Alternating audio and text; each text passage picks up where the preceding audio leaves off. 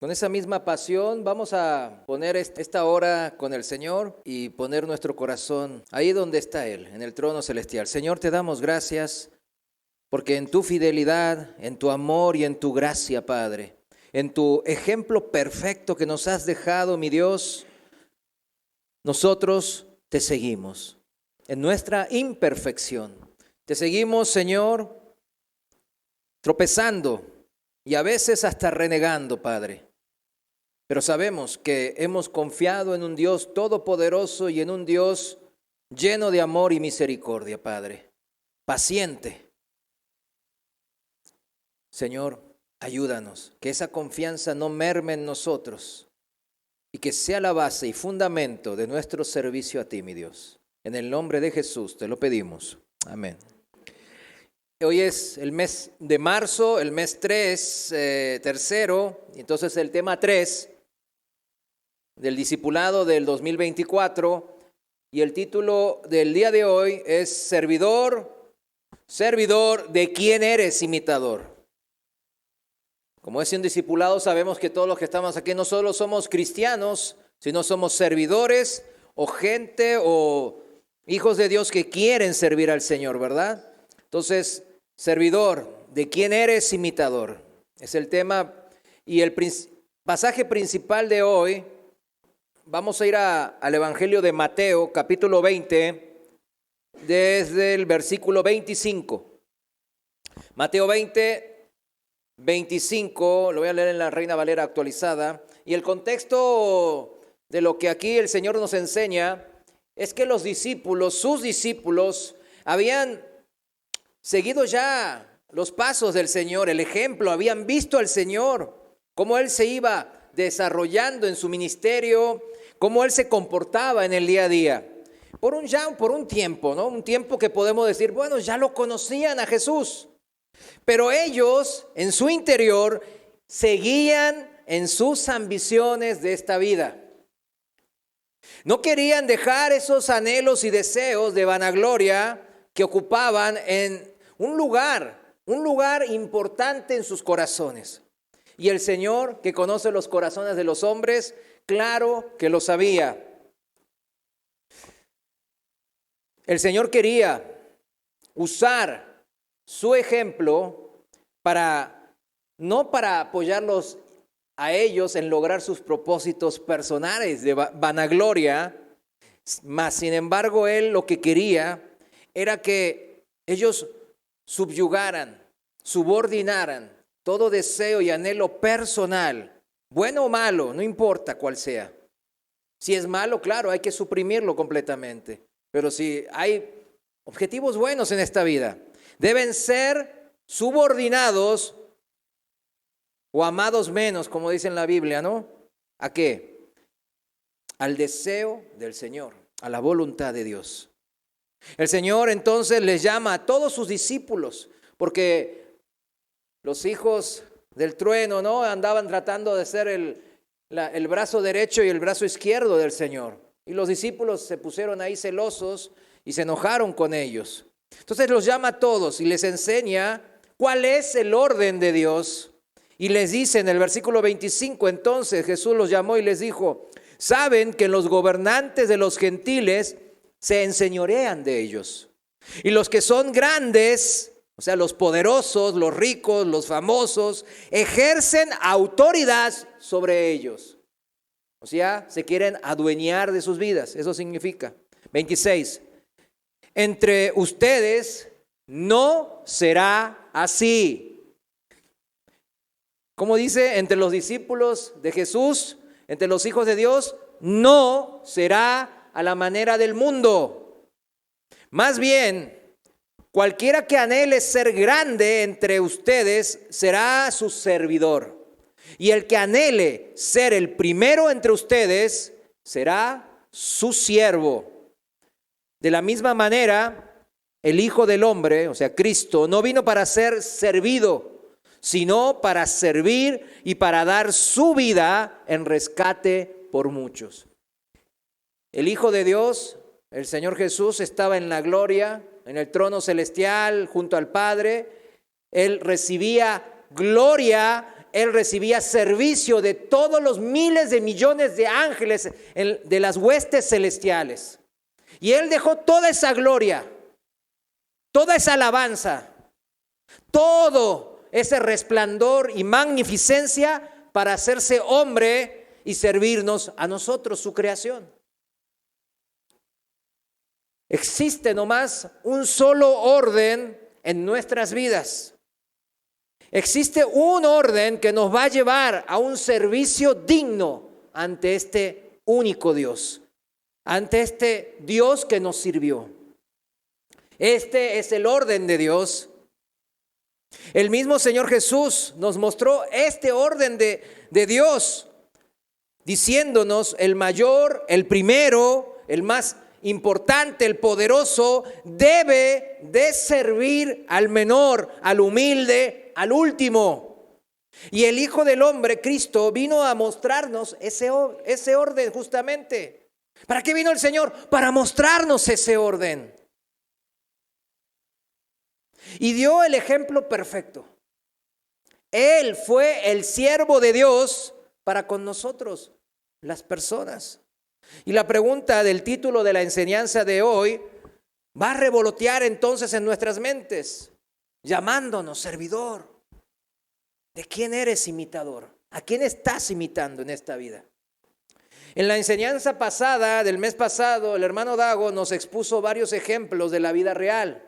Algunos bíblicos, otros de hermanos que vivieron y viven en nuestros tiempos. Y la pregunta que me quedó grabada de esa última enseñanza fue que preguntaba: ¿cuánto se parece mi servicio al del apóstol Pablo? ¿Cuánto se parece el servicio que le brindas al Señor comparado con otro hombre? Porque uno dice: ay, no me comparan con Jesús, pero Jesús era Dios.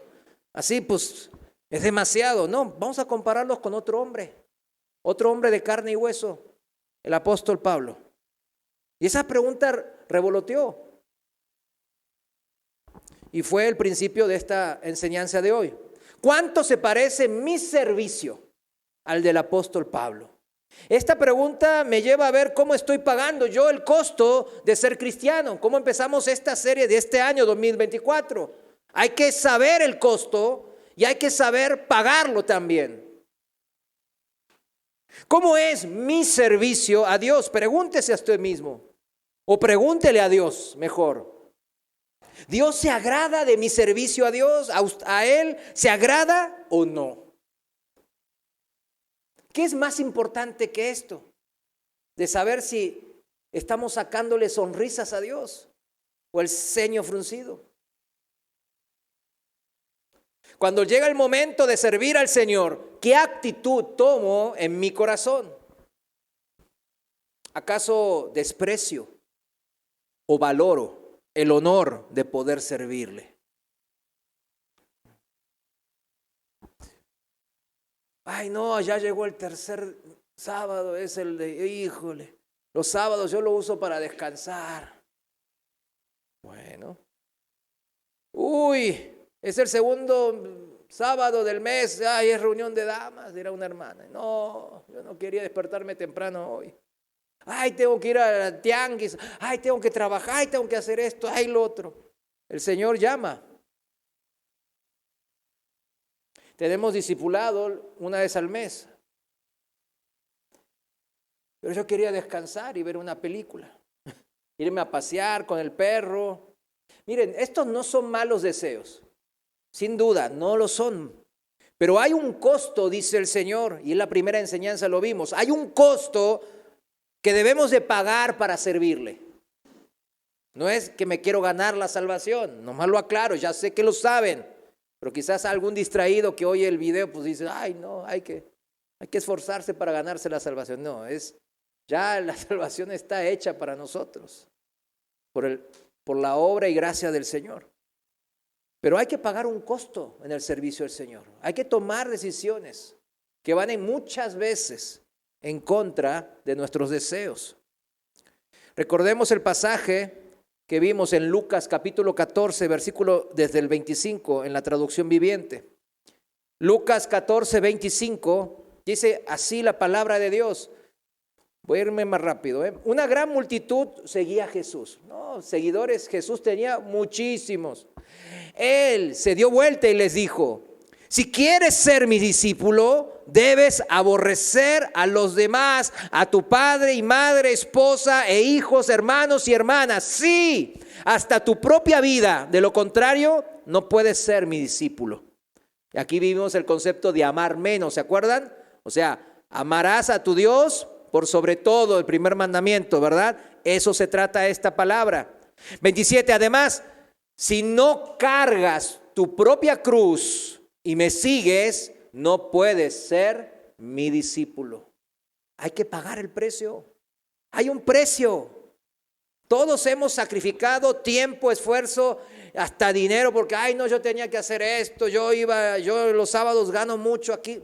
Todos tuvimos que pagar el precio, tomar nuestra propia cruz y seguir la voluntad de Dios y no la propia nuestra. 28, sin embargo, no comiences sin calcular el costo. Esa es la advertencia, o sea, porque hay un costo. El Señor no quiere que cualquiera le sirva en el sentido de, no, por fe, vamos a ver qué pasa. Así no se sirve al Señor. Y lo hemos aprendido, ¿verdad que sí? Lo hemos aprendido durante los últimos años en estos discipulados. Yo siempre cuando alguien quiere servir al Señor le digo bien claro, el propósito es bueno, el deseo es bueno, pero hay que pagar el costo. No se puede eso. No, es que a veces vengo, a veces no vengo, a veces voy, esto y lo otro.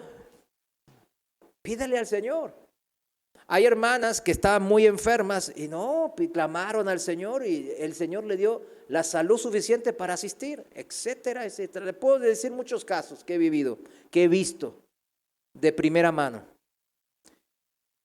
Ellos estaban dispuestos a pagar el costo y el Señor bendijo ese corazón puro y sincero. Y dice, no comiences sin calcular el costo. Pues, ¿quién comenzaría a construir un edificio sin primero calcular el costo para ver si hay suficiente dinero para terminarlo? De no ser así, tal vez termines solamente los cimientos antes de quedarte sin dinero. Y entonces todos se reirán de ti. Dirán, ahí está el que comenzó un edificio y no pudo terminarlo. ¿O qué rey entraría en guerra con otro rey sin primero sentarse con sus consejeros para evaluar si su ejército de 10,000 puede vencer a los 20,000 soldados que marchan contra él? Y si no puede, enviará una delegación para negociar las condiciones de paz mientras el enemigo todavía esté lejos. Así que no puedes convertirte en mi discípulo sin dejar todo lo que posees. No significa que salga a vender todo, ¿verdad? Hay casos que el Señor así lo pide, ¿verdad? En mi caso, pues me pidió dejar un negocio, que era mi tesoro. Pero bueno, uno tiene que tomar decisiones. ¿Va a uno a pagar el costo o no? Así de sencillo.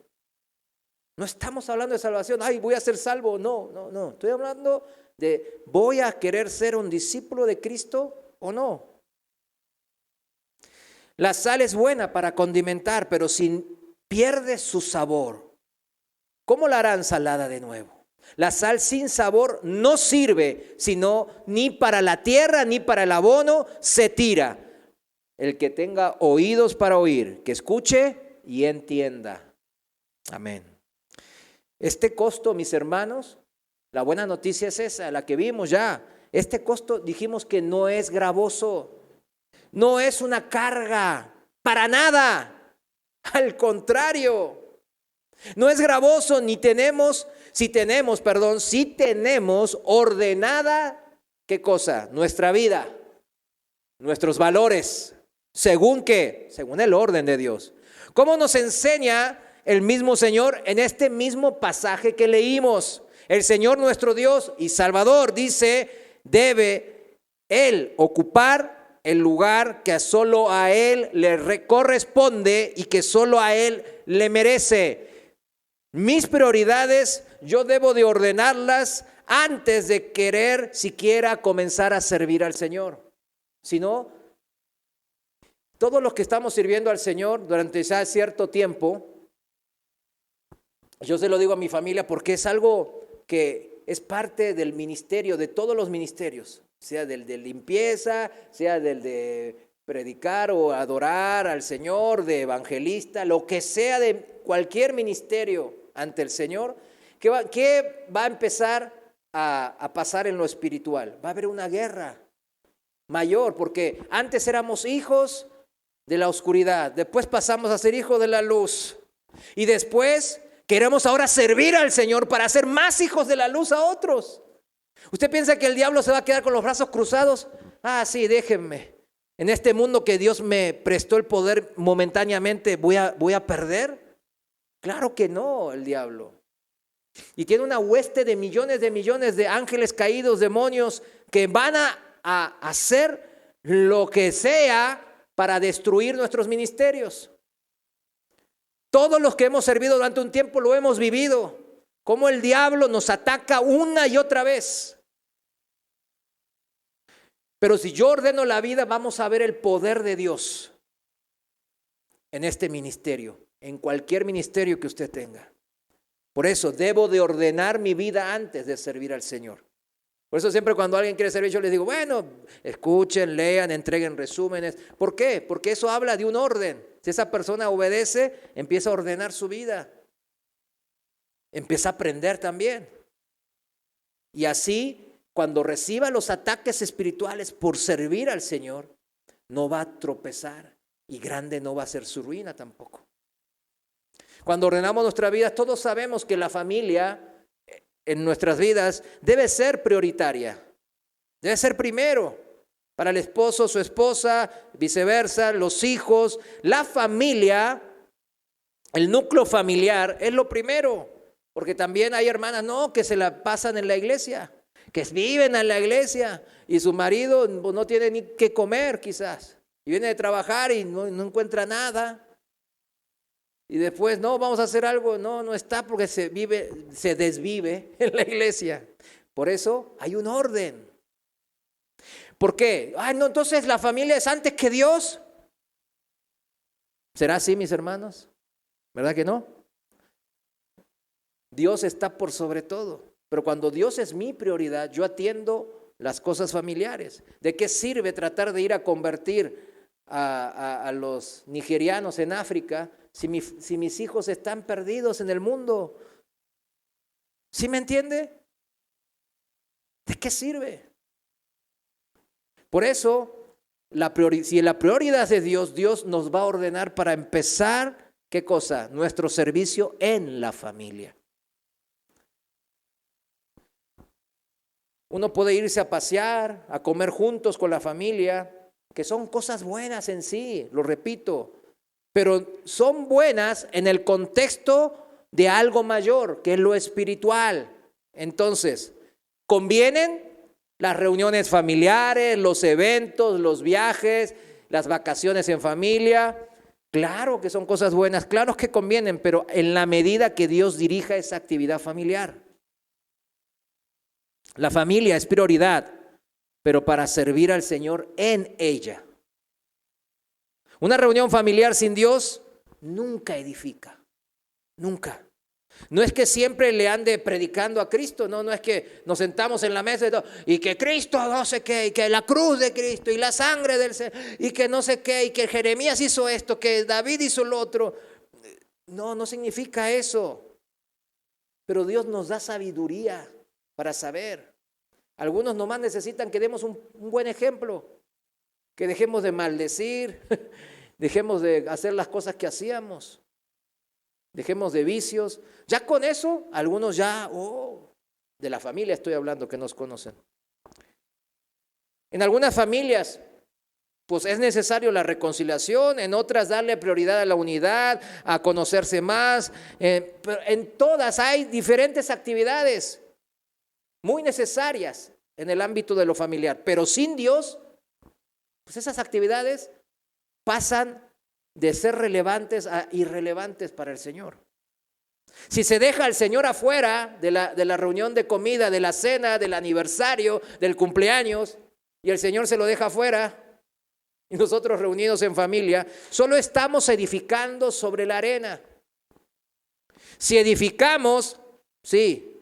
Si nos esforzamos, sí. Sí, está un piso, sí están las paredes con ladrillo y cemento bien puesto.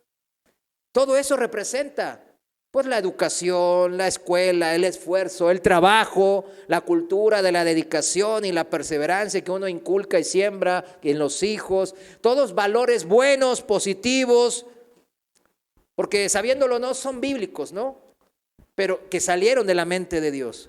Pero si no ponemos el cimiento espiritual, el bíblico, todo lo que yo construyo, todas esas reuniones de socializar con los parientes, con los familiares, de ir a la playa, a un camping, a Disney World. ¿Quién fue a Disney World? Yo no fui. Ahí fue. Ya me quitó el ejemplo.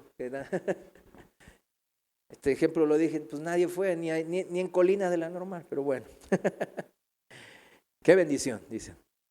Pero sí, todas esas cosas, si dejamos a Cristo afuera, de nada aprovechan.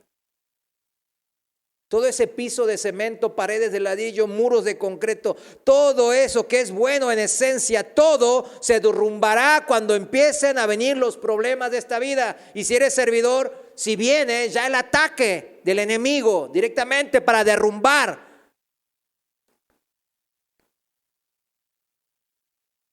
Repito, la familia es primero y todo lo que hagamos para unirla, educarla, brindarle oportunidades a futuro, a nuestros hijos, etcétera, etcétera, es bueno, sale del pensamiento del Señor. Uno leyendo la Biblia, ahí lo ve, escrito. Él creó el matrimonio, claro, en Génesis 2, para bendecir a través de la familia, ¿a qué cosa? Pues al mundo, a la creación. Pero todo esto que es bueno y bonito se derrumbará en un instante cuando vengan los problemas y las aflicciones de esta vida, que sí llegarán. El mundo, dijimos, no mejorará. Mateo 24, ahí tiene la profecía del Señor mismo, en donde Él proyecta y profetiza sobre la historia de la humanidad. El mundo no va a mejorar. En Mateo 24, 12, no lo busque, dice, y por haberse multiplicado la maldad, el amor de muchos se enfriará. O sea, al final de los tiempos de la historia de la humanidad, llegará un punto en que la multiplicación de la maldad será tal que ya no va a haber amor ni siquiera entre los familiares. Eso es lo que está profetizando el Señor. O sea, no va a mejorar. Irá de mal en peor porque la gente va engañando y siendo engañadas. Segunda de Timoteo 3:13, no lo busque, también se lo leo. Pero los malos hombres y los engañadores irán de mal en peor, engañando y siendo engañados. Así es el mundo. Tanto que los mismos seres queridos, nuestros familiares, los seres amados, nos van a traicionar. Cada vez más pasa eso, porque se acerca cada vez más el fin de los tiempos. Cada vez más se van a engañar y entregar unos a otros a la muerte, aborreciéndose unos a otros, dice el Señor. Por eso, otra vez el mismo Señor nos advierte. Aquí en este mundo tendrán muchas pruebas y dificultades, dice en Juan 16:33. En este mundo vamos a tener muchas pruebas y muchas tristezas, dice una versión. Y cuando todas estas tristezas, dificultades, tribulaciones y aflicciones, como le llaman la Reina Valera, todo esto llegue y a todos en mayor o menor medida nos va a alcanzar o ya nos ha alcanzado estas aflicciones y tribulaciones de la vida. Entonces, ¿habremos priorizado de manera ordenada nuestra familia? Esa es la pregunta. ¿Habremos puesto primero los cimientos espirituales bíblicos antes de construir nuestra familia?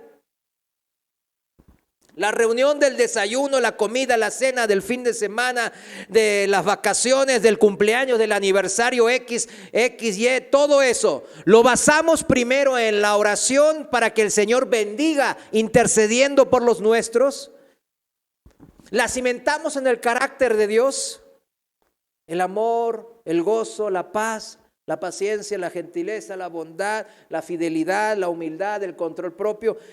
La cimentamos a nuestra familia en el servicio al Señor, ¿verdad? Estamos hablando en el carácter de Dios en nuestras vidas, o en puras riñas y pleitos a sacar del pasado los errores de los otros, entregándonos, ahí viene, por eso viene así, entregándonos unos a otros al juicio público, como dice Jesús en Mateo 24:12 y en toda la profecía del Mateo 24, entregándose uno a otros, aborreciéndonos unos a otros, como dijo el Señor también. Si la familia es primero, y sí lo es, tiene nuestra prioridad número uno en esta vida, pero debe ser en el Señor, en el Señor. El trabajo y el resto de las cosas que hacemos en esta vida, porque el trabajo viene después, claro, el Señor no, todo trabajo es bendición. ¿Cuántos dicen amén?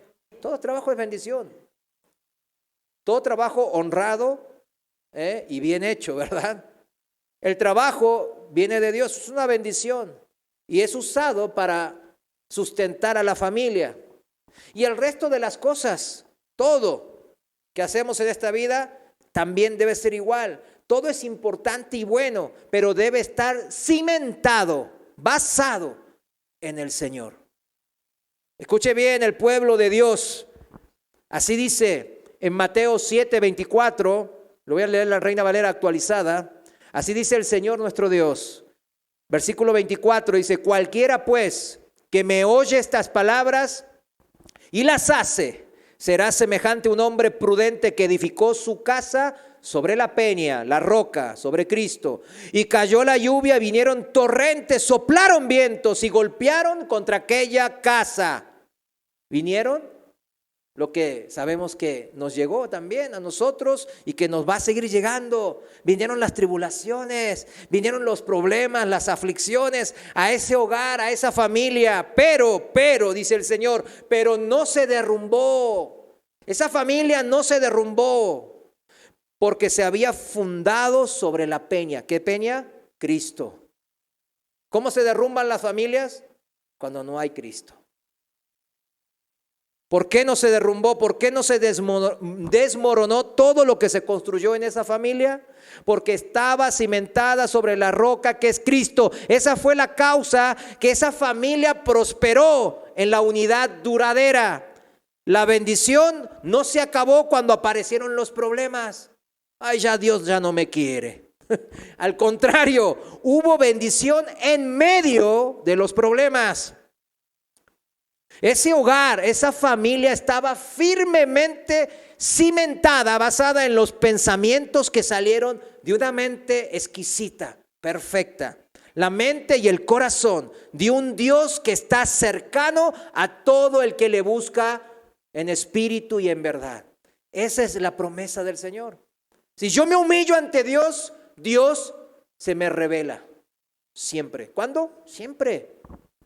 Es que a mí no se me revela. Tenga la humildad de pensar que quizás no lo ha buscado bien o no lo busca seguido. Hay hermanos que ni oran casi nunca. Nomás cuando están en la casa van a comer algo ahí. Ay, Señor, gracias, amén. Adentro. Y después dicen: ay, Señor, ¿por qué a mí no me va? ¿Por qué los hermanos? Y hasta dudan de los que dicen: ay, Dios me dijo, Dios se me reveló, Dios se apareció y hizo eso. Hasta dudan de los otros que tenemos comunión con el Señor. En vez de ellos buscar la comunión, tener la humildad de buscar también esa misma comunión con Dios. Pero sigue el relato del Señor Jesús en Mateo 7, en el versículo 26 dice: ahora viene lo contrario. Pero todo el que me oye estas palabras y no las hace, no obedece, será semejante a un hombre insensato, que no tiene sensatez, cordura, que edificó su casa sobre la arena. Fíjense, esta analogía es muy, perdón la palabra, burda, ¿verdad? O sea, es muy, hasta dice: ay, somos más inteligentes. Obvio que ¿quién va a edificar sobre la arena en su sano juicio? Por eso dice el Señor insensato. Porque en su sano juicio nadie, ya me costó un montón de trabajo de años tener dinero para comprarme una casa. Ahora la compro, no, pues la voy a construir para que hacerla a mi gusto. Y la hago sobre la arena, no me fijo los cimientos. ¿Se imagina semejante clase de insensatez, de falta de cordura, de inteligencia? Eso es lo que el Señor está diciendo en lo espiritual. Esa es la analogía que el Señor quiere que entendamos. Que la vida espiritual no somos solamente carne, que somos espíritu y alma. Y ahí está, este espíritu y alma necesita una edificación y una cimentación espiritual. Y dice que, como el Señor prometió, van a venir las lluvias. Vinieron las lluvias, cayó la lluvia, vinieron los torrentes, soplaron los vientos, que todo eso, las tribulaciones y las aflicciones de esta vida, y azotaron contra aquella casa, con esa familia significa. Y se derrumbó la casa, y fue grande su ruina, grande. Es grande cuando una familia se destruye, es grande. ¿Quién está ahí riéndose a carcajadas? El diablo. Se edifica una casa en los principios, instrucciones de Dios. ¿Para qué? Para que nuestros hijos imiten eso también. Varios hermanos aquí en esta congregación hace unos años también me preguntaron sobre eso. ¿Qué creo? Estas de las maldiciones y las bendiciones generacionales, ¿qué opina? Hasta la cuarta generación dice que yo no estaré bajo maldición de mis tatarabuelos que eran bien idólatras. ¿Sí se da cuenta que hay que leer la palabra para ordenar todas nuestras cosas? Yo sé que aquí no hay gente que ya eso ya fue superado, ¿verdad? Aquí, ya nosotros.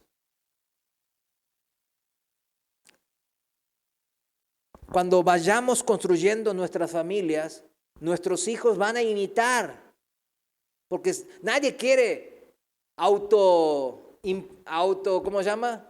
Maldecirse. Mira mis padres, qué bendición, fíjate, esto y lo otro. Entonces ellos mismos van a querer edificar sobre lo mismo. Y eso se llama bendiciones generacionales.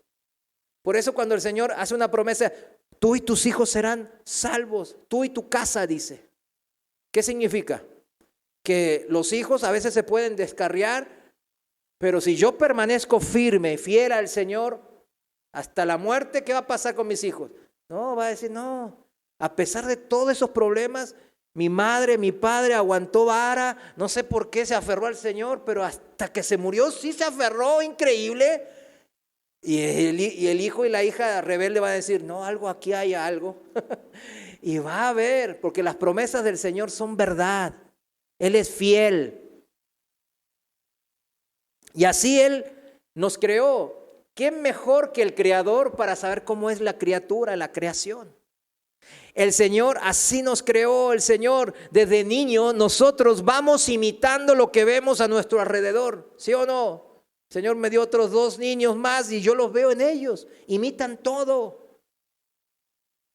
Y así crecemos, imitando las cosas que vemos. Seguramente escucharon la famosa frase, dime con quién andas y te diré, ¿qué? ¿Quién eres, verdad? Es una famosa frase del dicho popular, todos la conocemos. Dios lo expresa así en el Proverbios 13:20. En el Proverbios 13:20, en la Reina Valera actualizada, él dice, el que anda con los sabios se hará sabio, pero el que se junta con los necios, los insensatos, los que construyen sobre la arena, sufrirá daño. En otra versión, la traducción viviente dice, camina con sabios y te harás sabio. Júntate con necios y te meterás en dificultades. La traducción del lenguaje actual dice, quien con sabios anda, a pensar aprende. Me gustó esa, ¿no? Aquí pensar en el hebreo significa experto, hábil, maestro, perito. O sea, experto en qué? Aprende a pensar, dice la palabra. Experto a tomar buenas decisiones. Hábil en evitar líos y problemas. Maestro de las buenas obras del Señor. Perito en discernimiento. Separar lo bueno de lo malo. Pero quien con tontos se junta, sigue la palabra ahí en Proverbios 13:20, pero quien con tontos se junta, acaba en la ruina. Miren, esto es palabra de Dios. Estos son leyes espirituales de Dios. Y las leyes que dijimos siempre funcionan, o casi siempre, o a veces sí, a veces no. Siempre. O sea, por eso no andemos tratando de luchar contra Dios y contra sus leyes. Se vuelve sabio la persona tonta e insensata que se junta con las mismas personas incrédulas, acaban en la ruina. Se vuelve sabio en su propia opinión y no en la opinión de Dios. Esto es necedad, esto es insensatez. Son expertos en tomar malas decisiones. ¿Conoce alguno? Hábiles en tropezar una y otra vez. Es más, con la misma piedra. Yo a veces lo he dicho, se llevan la piedra y van y la ponen enfrente y se tropiezan algunos. Son maestros del pecado, peritos en llamar lo bueno malo, en llamar la luz oscuridad, en llamar dulce lo que es amargo. Por eso viene la ruina, la destrucción. Y después le echan la culpa a Dios. Dios se manifestó y le advirtió.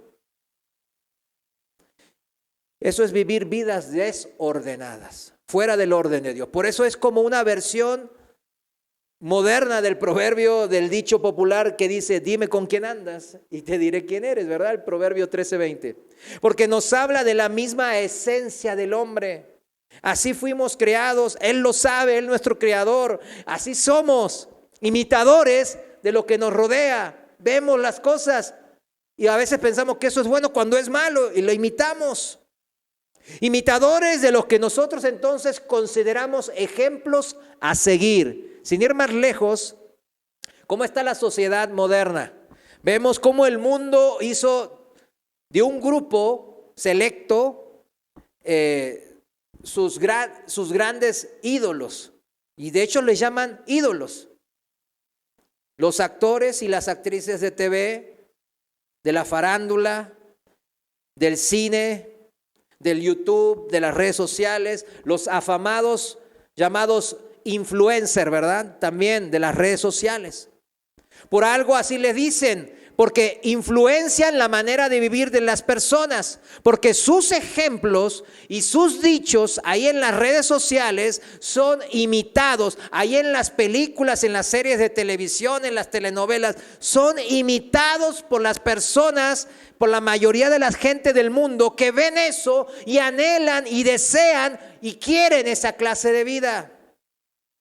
Hollywood y sus películas y series de TV han influenciado toda una generación, ¿o no? O acuérdese cómo estaba en el mundo.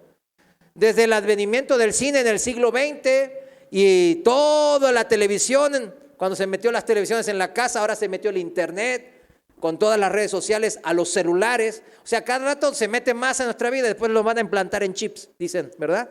En nuestro cuerpo. Y vamos a hacer así, y aquí en nuestros ojos se va a aparecer, ¿verdad? ¿Qué estás haciendo? No, estoy aquí en la iglesia, pero aquí estaba viendo una película, en sus pupilas. Pues así es.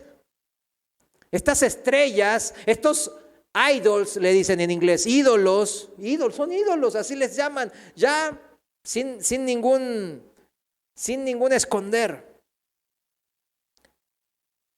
Por ejercer un trabajo de ser imitadores de algo real, cobran una millonada. ¿Se da cuenta? ¿Por qué? Porque hay mucha gente que lo quiere ver. Tal idolatrización de estos personajes que muchos actores viven a veces en sus personajes. Piensan que Superman o el que interpreta a Iron Man es Iron Man. O sea, así piensan. O sea, mezclan la ficción con lo real. Son necios, insensatos. Aclaman como héroes de la vida por hacer algo de un personaje heroico. Hace de superhéroe y lo aclaman como si en verdad hubiese salvado al mundo. Los influencers de las redes sociales cada vez toman mayor importancia. Fíjese, lo que dicen sin ser expertos en la materia, allá andan muchos actores y actrices y famosos, ay, que el mundo no sé qué, que el calentamiento global y que la mujer no sé qué y que las ideologías de géneros, no son expertos en nada, no son médicos, no son biólogos, no son climatólogos, no son astrónomos, no son nada, pero ellos son los embajadores de la ONU, ¿se dan cuenta? Ese es el mundo en donde vivimos. No podemos negar, mis hermanos, que hay buenos ejemplos dentro de los influencers del mundo. Sí los hay, ¿verdad que sí? Pero volvemos a lo mismo, y esto es importante que lo entienda. Son pisos de cemento y azulejos bien bonitos, bien diseñados y bien puestos, bien prolijos. Son paredes firmes, derechas, de ladrillo, cemento y pintura de la mejor calidad. Son techos de vigas de acero reforzado de gran grosor que soportan grandes cargas. Son terminados de lujos en los baños, en los closets, en la cocina, en el jardín, la fachada. Todo se ve de lujo, bien hermoso, pero sin cimentación sólida y fuerte. ¿Qué dijo el Señor? ¿Qué leímos? Al venir los problemas, las circunstancias difíciles, la casa se derrumba y hay una gran ruina. Solo hay un influencer, por así llamarlo, que edifica nuestra vida de manera duradera. Solo hay un cimiento sólido y fuerte para soportar la construcción de un ministerio que empieza por la familia, dijimos, que es Cristo. No negamos, otra vez lo repito, que existen ejemplos a seguir entre los hombres. Pues el hermano Dago nos expuso varios el mes pasado y le puedo dar muchos otros. El Señor me ha puesto en el corazón volver al ejemplo del apóstol Pablo, que ya citó el hermano Dago en la última enseñanza. Este Pablo, podemos ver en la palabra de Dios, fue el que más parecido tenía a nuestro Señor. El que mejor le imitaba de todos los personajes bíblicos. Aún mejor que David, el rey. Ya que una vez convertido, Pablo prosiguió una vida austera, despojándose de todos los bienes materiales, porque él no era pobre. Se despojó también de su posición en la sociedad. Él era parte del Sanedrín siendo joven todavía. Era una persona que el sumo sacerdote le daba cartas para hacer lo que quiera en todas las ciudades que iba. No era cualquiera. Era un gran escriba, un erudito de la palabra. Él incluso no tuvo esposa. Hasta eso se despojó él, porque Dios le llamó al ministerio de construir una familia espiritual. Y él se dedicó a esa familia espiritual. Ese es el comienzo de la iglesia de Cristo. En Romanos capítulo 1:1 dice Pablo, él se presenta así a los romanos, a los cristianos en Roma. Pablo, siervo de Cristo Jesús, llamado a ser apóstol, apartado para el evangelio de Dios. ¿Cuántos quieren hablar como él? A mí, increíble, Pablo. ¿Se imagina que digan, Juanito, siervo de Jesucristo, llamado a ser del ministerio de alabanza, llamado a ser maestro de niños, llamado a ser evangelista, apartado por Dios para su obra, su evangelio? Aún así, y todo lo que él logró, Pablo, en la obra del Señor, fíjense, en la edificación de su iglesia cuando comenzaba. Muchos, ¿qué pasó con Pablo? Le agredieron y lo calumniaron. Esto es lo que yo hablaba de la guerra espiritual de nosotros, los servidores. Muchos enemigos surgen y muchos enemigos tuvo Pablo, se ve en sus cartas. Enemigos tanto fuera de la iglesia, pero más importante, dentro de la iglesia. Y eso es lo que más le entristecía a Pablo. Y en esa lucha Pablo, él se aferró a lo único importante en su vida, la roca, Cristo, al cimiento que él ya tenía por su fe firme en el Señor. Él se aferró a ese lavamiento de regeneración que estuvimos empezando a estudiar este mismo miércoles pasado. Que actúa, ¿sobre qué actúa los que vinieron el miércoles? Sobre nuestro carácter. Recordemos, el miércoles lo vimos y yo creo vale repetir esto porque es parte del discernimiento que Dios nos da. Cuando nosotros venimos a la fe en Cristo, a arrepentimiento y a ¿qué? Y a confiar ahora en el Señor, hay un lavamiento de pecados y hay un lavamiento de regenerarme. ¿En qué? En mi carácter. Un carácter que está afeado, arrugado, manchado, desfigurado. ¿Por qué cosa? Por el pecado. Pero Dios, por este lavamiento de la regeneración, o sea, enviar al Espíritu Santo a morar en mí, hace que mi carácter se vaya pareciendo más y más, ¿a quién? Al del Señor. Que yo vaya a poder imitar, que sea posible imitar al Señor. Porque sin ese Espíritu Santo en mí es imposible. Nomás queda como siempre en buenos deseos, en buenas intenciones. Por eso Pablo tuvo un servicio a Dios digno de una calidad moral de escribir en 1 Corintios capítulo 11, versículo 1. Fíjense cómo el Señor lo llevó a escribir esto. Y dice en el versículo 1, capítulo 11, sean ustedes imitadores de mí. ¡Wow! Así como yo lo soy de Cristo. Claro, él lo escribió con el respaldo del Espíritu Santo. Y se puede uno confirmar el respaldo porque está escrito en la Biblia. O sea, su respaldo, como está en la Biblia, es canon y es palabra de Dios. Cristo lo respaldaba a Pablo cuando dijo esto. Pero él se avergonzaba. Sigan mi ejemplo como yo sigo el ejemplo de Cristo, dice otra versión. ¿Cómo estamos como servidores de Dios que somos servidores de Dios si nos comparamos con la vida del apóstol Pablo? ¿Cómo usted cree que esté? ¿En cuánta distancia? Bien lejos. En 2 Corintios capítulo 11, ahora en el segundo libro, a los Corintios, capítulo 11, el apóstol Pablo relata un resumen de lo que él ha vivido en su servicio al Señor. Usted quiere como servidor saber, ¿cómo sería el ejemplo a imitar? Bueno, Cristo, ahí están los evangelios, wow, pero Él es Dios también. No, humanamente hablando. Ahí está Pablo, 2 Corintios capítulo 11. Ahí está el ejemplo que Dios quiere que nosotros imitemos. Como dijo, imítenme a mí, dijo Pablo, inspirado por el Espíritu. Bueno, hagamos entonces una sana comparación en nuestras vidas. No para despreciarnos o menospreciarnos, sino para imitar la vida que Dios quiere que imitemos, porque está escrito en la palabra.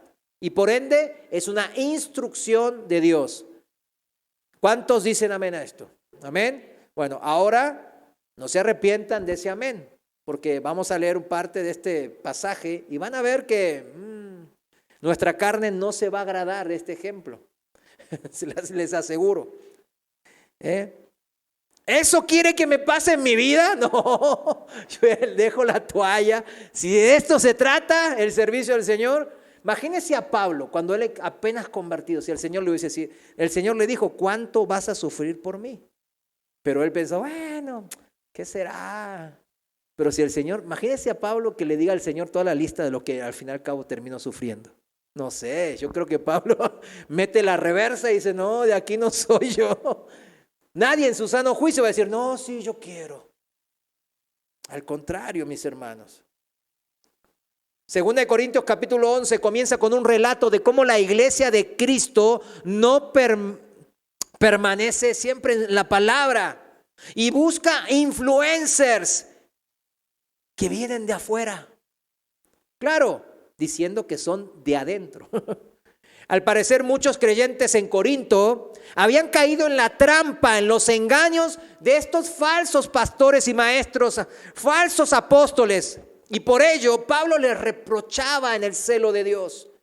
Y dice en la traducción viviente, en el capítulo 11 de la segunda carta a los Corintios, versículo 1, espero que toleren un poco de mis, ¿qué? Poco más de mis tonterías. Por favor, ténganme paciencia. Ojalá me toleren un poco de locura, dice la Reina Valera.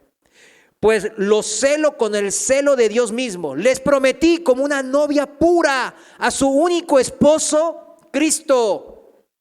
Pero temo que de alguna manera su pura y completa devoción a Cristo los corrompa, tal como Eva fue engañada por la astucia de la serpiente. Ustedes soportan de buena gana todo lo que cualquiera les dice, aun si les predican a un Jesús diferente del que nosotros predicamos. O sea, él predicó un Jesús, el verdadero, pero ustedes soportan, toleran cualquier Jesús que le prediquen, o a un espíritu diferente del que ustedes recibieron, o un evangelio diferente del que creyeron. Esto es lo que está reprochándole Pablo a los creyentes en la iglesia de Corinto. Están con cualquier viento de doctrina, hombre. Este es un mal vigente en la iglesia de hoy también, mis hermanos. Muchos creyentes caen en esta tolerancia porque piensan, no, eso es amor. Cuando Dios ahora mismo nos está diciendo que eso no es amor. Ser tolerantes de esa manera no es mostrar amor. Un Jesús diferente del que predicó Pablo, o un espíritu diferente, aceptarlo, o un evangelio diferente. Todo esto, cuando uno tolera todo este tipo de cosas, es que uno está diciendo Cristo, el verdadero Cristo que me predicaron cuando yo creí realmente, el espíritu que me redarguye, esta es la sana doctrina. Yo digo, no, esto no es suficiente. Este evangelio no es suficiente para lograr mis propósitos en esta vida. Este Cristo no es suficiente para que yo pueda superar un problema, la inclemencia que me está pasando ahora, o para lograr ese objetivo que yo tengo en esta vida. Este Cristo no es suficiente. Eso es lo que están diciendo al ser tolerantes. ¿Por qué? Están escuchando a ver que esta opción por ahí se me encaje más a mis propósitos. A ver, en vez de decirle al Señor, Señor, esto es palabra tuya, esto es tu evangelio, eres tú, Padre. Ay, Espíritu, guíame, Padre, porque no tengo la inteligencia suficiente para discernir esto. Versículo 5, si seguimos leyendo la palabra de Dios, dice, pero de ninguna manera me considero inferior a esos superapóstoles que enseñan tales cosas. Podré ser un orador inexperto, pero no me falta conocimiento. Eso es algo que les hemos dejado bien claro a ustedes, de todas las maneras posibles. O sea, Pablo está hablando de una humildad, exagerada, yo le digo, ¿verdad? Porque quedó más que demostrado que Pablo era un erudito de las palabras. Él era un adelantado de su época y él mismo, ahí está escrito en la palabra, que adelantaba a un montón de gente de su generación. Ese era el primero de la clase entre los fariseos, que eran los que más sabían de la Biblia. Y tampoco era un orador inexperto. No se crea que Pablo está diciendo, yo soy un orador. No era un orador inexperto, porque esta carta se escribió mucho después de Hechos capítulo 14, en su primer viaje con Bernabé, en donde ahí mismo en Listra decían, Pablo es el orador principal, él lleva el mensaje. Y le decían Mercurio, ¿recuerdan esa historia? O sea, tenía años y años de predicar la palabra de Dios. Así que en el capítulo siguiente, en el capítulo 12, no lo busquen, nomás Pablo dice bien claro que él, delante de la iglesia de Corinto, él hizo grandes señales y milagros. Seguramente sanó a gente, hizo cosas tremendas milagros tremendos enfrente de la congregación. Entonces él sigue diciendo y hablando de estos falsos y de estos falsos cristos, falsos evangelios que estaban tratándole de inculcar a la iglesia naciente. Estaba equivocado cuando me humillé y los honré al predicarles la buena noticia de Dios sin esperar nada a cambio. Les robé a otras iglesias al aceptar sus contribuciones para poder servirlos a ustedes sin ningún costo. Cuando estuve con ustedes y no tenía lo suficiente para vivir. Miren, Pablo no tenía ni siquiera lo suficiente para vivir, dice. No llegué a ser una carga financiera para nadie, dice. Pues los hermanos que llegaron de Macedonia me trajeron todo lo que necesitaba. Nunca he sido una carga para ustedes y jamás lo seré, dice. Tan cierto como que la verdad de Cristo está en mí, nadie en toda Grecia me impedirá que me jacte de esto. ¿Por qué? Porque no los amo, Dios sabe que sí. Pero seguiré haciendo lo que siempre he hecho. Esto debilitará los argumentos de aquellos que andan buscando la oportunidad para jactarse de que su trabajo es igual al nuestro. Ahí está hablando de esos falsos maestros que dicen que hacían la misma obra que el apóstol. Estos individuos, y empieza a describirlos, son falsos apóstoles, son obreros engañosos que se disfrazan de apóstoles de Cristo.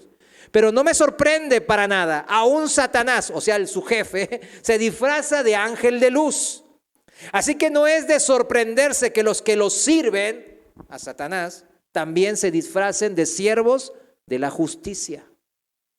Al final recibirán el castigo que sus acciones perversas merecen. El orden de Dios, mis hermanos, es claro y preciso. Los que somos siervos de la justicia de Dios, andamos como Cristo anduvo, como Pablo anduvo. Los siervos de Satanás andan como la gente del mundo, engañando y siendo engañados, y el destino final es recibir el castigo que merecen por esas malas obras. Nadie va a quedar impune. Pero en cambio nuestras recompensas de los servidores de la justicia de Dios son grandes en el reino de Dios. Pero mientras tanto, en este mundo, muchas son las aflicciones del justo, dice la palabra. ¿Cuántas? Muchas. No dice pocas, dice muchas, porque a las aflicciones de este mundo se nos añaden los ataques del enemigo para destruir nuestro ministerio. O sea, son muchas las aflicciones del justo. Dice el salmista, ¿no? En el Salmo 34:19, todos conocemos ese salmo. Pero de todas, a mí me gusta esta promesa del Señor, de todas estas aflicciones, estas dificultades, estas adversidades, ¿quién nos va a librar? El Señor. Esto es una de las más grandes promesas.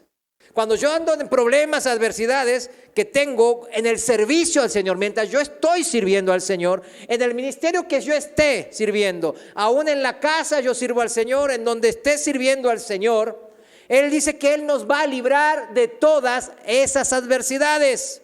En la traducción viviente, el versículo 19 y en el Salmo 34 dice: la persona íntegra, hecha de una sola pieza, enfrenta muchas dificultades. Pero el Señor llega al rescate en cada ocasión. Él es en verdad el héroe verdadero. No los actores y actrices que idolatrizan en el mundo. Él siempre llega en el momento justo, en el momento oportuno, para rescatarnos de todas nuestras dificultades. Y comienza entonces Pablo a jactarse, entre comillas, jactarse, en el buen sentido de la palabra. Lo tiene que hacer porque él ya el contexto en el capítulo 10, ahí en 2 Corintios capítulo 10, no lo busque, al final él dice, si de algo me voy a jactar, yo me voy a jactar en el Señor. Él lo aclara, ese es el contexto principal. Yo me voy a jactar en el Señor, pero ahora necesito jactarme en el sentido bueno de la palabra, para que ustedes no sigan siendo engañados por tanta falsedad, tanto engaño y tantos falsos pastores y apóstoles y maestros, y que vean la diferencia de una vida justa contra la vida de ellos. Eso se trata. Por eso él va a empezar a enumerar las cosas que él vivió y pasó por servir al Señor. Versículo 18 dice así: Seguimos ahí en el capítulo 11. Ya que otros se jactan de sus logros humanos, yo también lo haré. Ahí está el punto, ¿verdad? Después de todo, ustedes se creen muy sabios, pero con gusto soportan a los necios. O sea, soy muy sabio, pero me dicen cualquier cosa y cualquier ensalada y me la creo. Aguantan cuando alguien los esclaviza. Les quita todo lo que tienen, se aprovechan de ustedes, toma control de todo y les da una bofetada. Justo hace unos días había visto un documental de la Luz del Mundo, de la secta esta, ¿verdad? Se adueñan de toda su vida, les quitan las propiedades, les quitan a sus hijos, a sus hijas les hacen de todo. Se adueñan de sus vidas. Igual, ay sí, el apóstol de Cristo, dicen. Eso me recordó a esto, increíble. Pero en menor medida, muchos hermanos también andan en lo mismo. A ver, ¿qué puede pegarse más a mi vida? En vez de cómo yo me puedo acoplar a la vida del Señor. No, a ver, ¿qué se me acopla más a mis necesidades? Recordemos, el diablo siempre aplica su sistema del mundo. ¿Qué es el sistema del mundo? ¿Cuál es el sistema del diablo? ¿Cuál es la manera de Satanás? Enseñorearse, adueñarse de nuestras vidas. Él sabe que nuestras vidas le pertenecen a Dios, porque Dios es vida. Pero él siempre, como el impostor que es, quiere ejercer de dueño donde no lo es. Por eso la manera de Satanás es adueñarse. ¿Y la manera de Cristo cuál es? Liberarnos de las cadenas, de toda cadena, de opresión, de maldad, de falsas doctrinas, etcétera. Dice así en el versículo 21, me da vergüenza decir que nosotros fuimos demasiado débiles para hacer lo mismo. Pero sea lo que sea de lo que ellos se atreven a jactarse, estos falsos maestros, otra vez hablo como un necio, otra vez se humilla él. Yo también me atrevo a jactarme de lo mismo. ¿Son ellos hebreos? Yo también lo soy. ¿Son israelitas? También lo soy yo. ¿Son descendientes de Abraham? También yo. ¿Son siervos de Cristo? Sé que sueno como loco, pero yo lo he servido mucho más, dice el apóstol. He trabajado con más esfuerzo, me han encarcelado más seguido, fui azotado innumerables veces y enfrenté la muerte en repetidas ocasiones. En 5 ocasiones distintas los líderes judíos me dieron 39 latigazos. No se trate que son latigazos, no, la piel toda abierta por los latigazos, ¿verdad? 3 veces me azotaron con varas. Una vez fui apedreado. 3 veces sufrí naufragios. Una vez pasé toda una noche y el día siguiente a la deriva en el mar. Y usted se pensará, ay, estaba el gozoso ahí en el mar.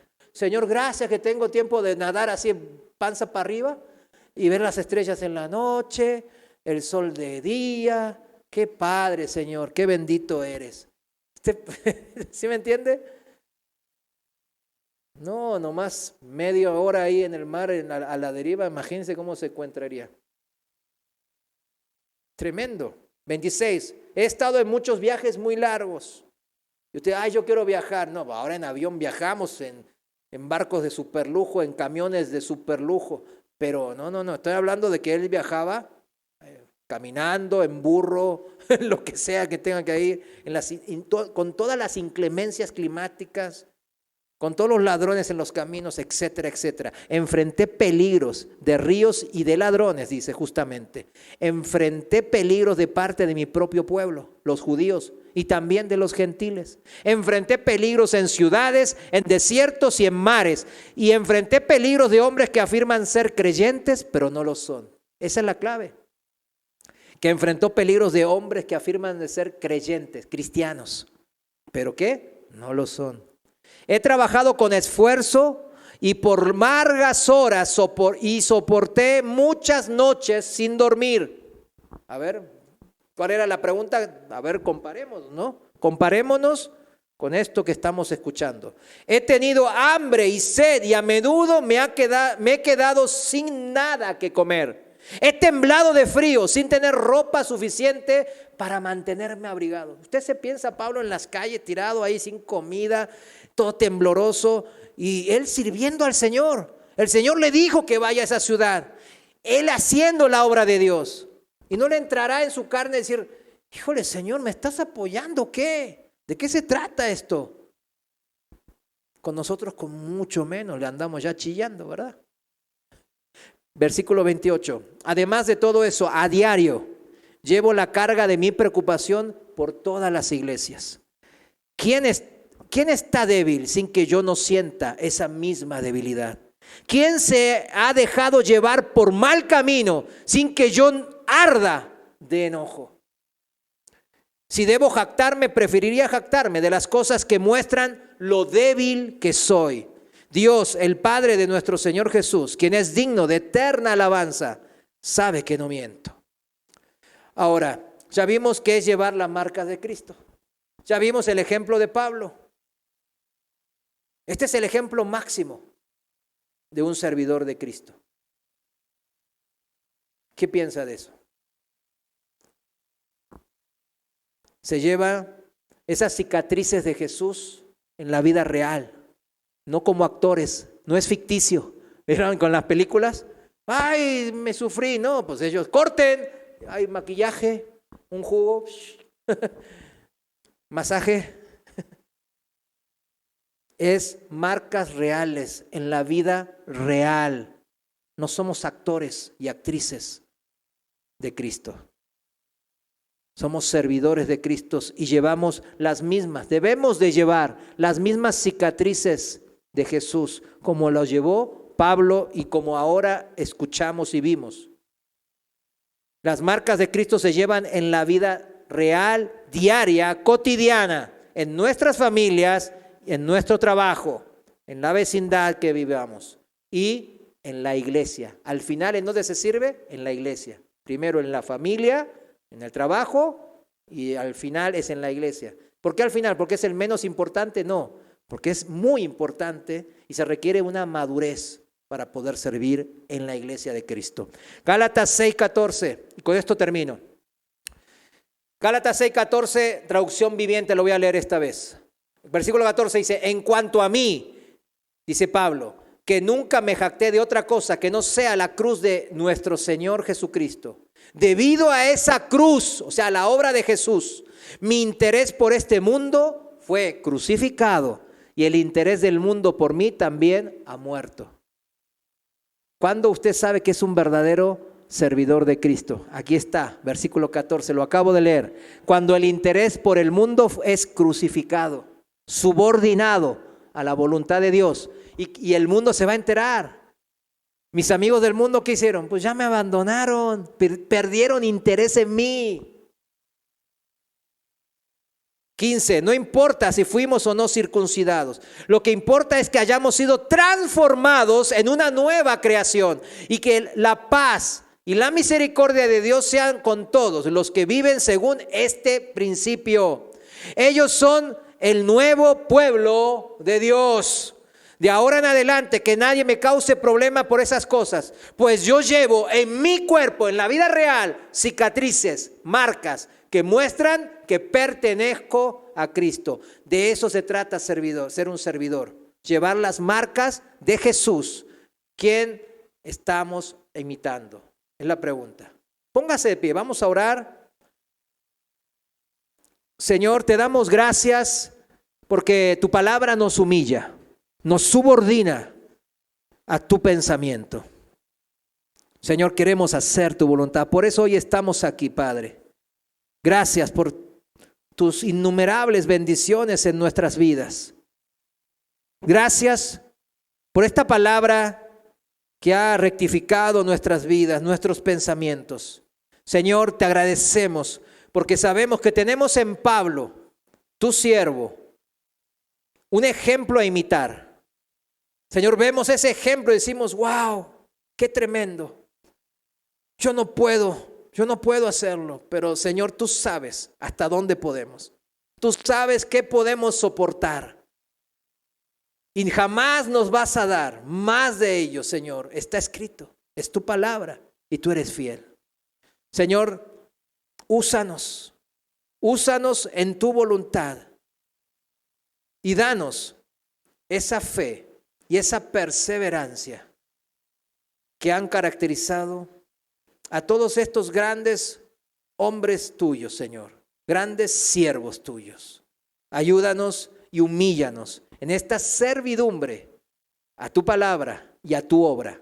Te damos gracias en el nombre de Jesús, Señor y Salvador. Amén. Muchas gracias, mis hermanos. Gracias por su fidelidad y el Señor bendiga esa fidelidad.